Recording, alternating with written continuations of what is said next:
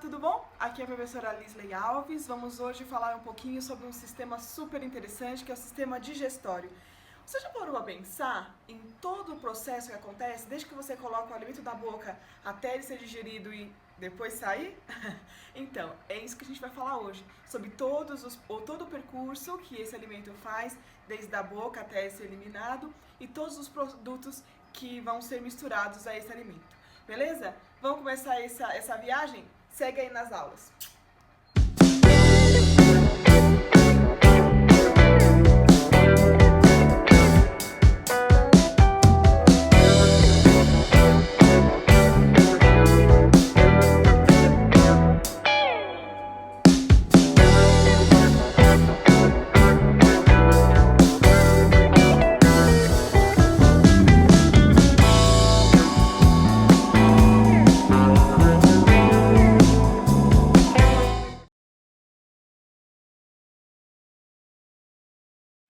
Bom, alunos, vamos começar agora o nosso tema de hoje, que é a aula de sistema digestório.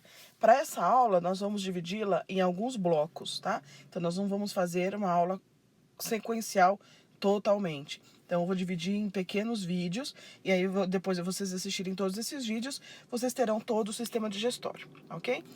Desde o início até o final, que nós vamos ver daqui a pouco. Então, vamos lá. Para começar o sistema digestório, a gente tem que começar a falar das funções do sistema digestório.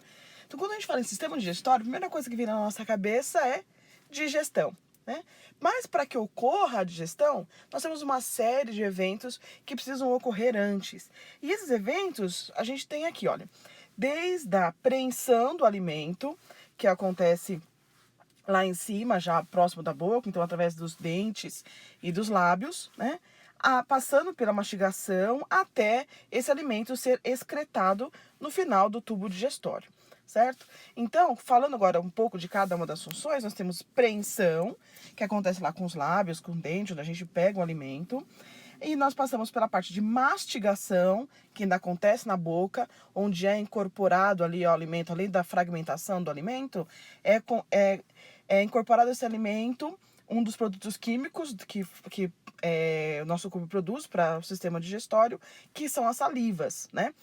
Depois de mastigado esse alimento, nós iremos deglutir esse alimento, então ele vai passar agora em direção ao estômago. E vai continuar o processo de digestão, que já começou aqui, olha, na boca, quando a gente começa a mastigar. Então, vai continuar o processo de digestão no estômago, com outros elementos, né, produzidos pelo nosso corpo, como sucos gástricos, por exemplo, e do estômago vai passar para o próximo órgão, né, na cadeia aí, que é parte dos intestinos, onde vai continuar um processo de digestão e já vai começar a próxima função, que é a absorção. E após absorver todos os nutrientes necessários, ferro, magnésio, todos os nutrientes, na parte final, nós vamos ter a absorção de água e então começar a formação do bolo fecal para ser excretado, que é a última das funções aqui do sistema digestório. E o que é o sistema digestório? O sistema digestório é um tubo muscular praticamente contínuo, que inicia na boca e vai terminar lá no ânus, né, na parte final dele. Então, é um tubo muscular, que ele vai ter diferentes espessuras, diferentes dilatações no caminho, e durante todo esse percurso vão ocorrer todas essas funções. É um tubo muscular, obviamente, né, músculos lisos, a gente não tem controle sobre o tubo digestório, certo? Então, músculo liso. E também a gente tem tecido mucoso revestindo esse tubo na parte interior. E quando a gente fala de sistema digestório, a gente está falando de um sistema bastante complexo, né? Ele é bem amplo, então ele é bem longo. Ele começa na boca e termina no ânus. Então, durante todo esse percurso, nós vamos passar aí por diversos órgãos. Dentre esses órgãos, nós temos aqui, olha, cavidade oral, faringe. Logo após a faringe, nós temos o esôfago. Seguindo a ordem funcional, depois do esôfago, a gente tem a porção mais dilatada do tubo digestório, que é o estômago. Logo após o estômago, nós temos o intestino delgado. Seguindo ao intestino delgado, nós temos o intestino grosso. E durante todo esse percurso, né, desde a cavidade oral até o intestino grosso, nós vamos ter aí a presença das glândulas anexas, certo? Que são glândulas que vão estar contribuindo aí com produtos que elas fabricam para ajudar no processo digestório, certo? Vamos começar a falar agora aqui pela cavidade oral. Então, a primeira parte que nós vamos falar é sobre a cavidade oral. Na cavidade oral, nós vamos ter aí ela dividida em duas porções. O espaço compreendido aqui entre os dentes e os lábios, onde a gente passa a língua para ver se não tem um alface nos dentes, esse espaço aqui entre os lábios e os dentes, esse espaço aqui, a gente chama de vestíbulo da boca, tá? Vestíbulo da boca. Como nós vimos até agora, né, na anatomia que a gente tem estudado, vestíbulo é toda essa parte de entrada. Então, aí, esse espaço entre os arcos dentais e os lábios e a bochecha, tá? Todo esse espaço que compreende toda essa porção lateral aqui, a gente chama de vestíbulo da boca. E dos dentes para dentro, né? Nós temos aí todo esse espaço aqui dentro, que é a cavidade própria da boca, certo? Então, esses dois limites, essas duas divisões aí na cavidade oral. Então, a gente pode falar aí de limites, né? Então, anteriormente, o que limita pra gente, que fala pra gente que ali ainda é cavidade oral ou não, anteriormente, nós temos os lábios, né? Então, dos lábios para fora, não é cavidade oral, óbvio, né? Dos lábios para dentro, nós estamos aí já na cavidade oral. Então, esse é o limite anterior, a gente chama de rima da boca. Nas laterais, obviamente, essas duas laterais nós chamamos de bochechas. Em anatomia, é o mesmo nome, bochecha, não vamos complicar, certo?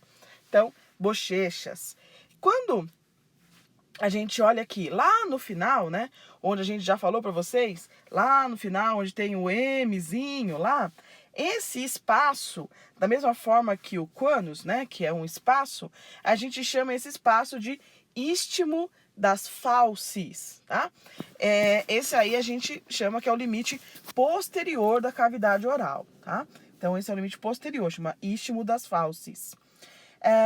Na parte agora do teto, né, na parte superior, nós vamos ter aqui o que a gente chama de palato duro, formado aqui então por dois ossos, que a gente já estudou eles lá nas primeiras aulas. O mais anterior aqui, onde estão fixados os dentes, maxila, e o mais posterior aqui são os palatinos. Então, esses dois ossos, esses quatro ossos, né, duas maxilas e dois palatinos, formam um palato duro, que ele é recoberto por tecido muscular, né, e mucoso, formando o palato mole. Então, o limite superior, né, ou o teto da cavidade oral, a gente fala que é formado pelo palato duro e pelo palato mole. Já a parte inferior, ou assoalho da cavidade oral, ele vai ser formado por músculos, tá? São músculos que vão geralmente da mandíbula em direção ao ocioide, tá? Então, isso é uma camada de músculos que forma aqui o assoalho da cavidade oral, certo? Um exemplo, por exemplo, é o músculo genioióideo. Ele vem aqui do processo geniculado até o ocioide, tá? Então, esse é um dos exemplos dos músculos que formam aí o assoalho da cavidade oral. Voltando aqui um pouquinho, falando sobre o istmo das fauces, o istmo das fauces, lá onde a gente vê a letrinha M lá atrás, ele é formado por algumas estruturas bastante interessantes. Essa mais central, né, que o pessoal conhece como sininho ou como campainha, né, essa mais central, a gente chama ela de úvula, tá? Úvula palatina, porque ela está ligada ao pálato, tá? Então, o nome dela é úvula palatina, essa aqui, ó, úvula palatina. E do pálato, aqui, ó, das laterais da úvula, saem dois arcos, certo? Duas pregas, que vão do pálato em direção à língua. E língua, em anatomia, né, aqui, quando vocês verem o termo glosso é um termo que a gente usa para denominar língua, tá? Então, esse arco, por exemplo, a gente chama esse arco de arco palato-glosso, tá? Arco pálato glosso.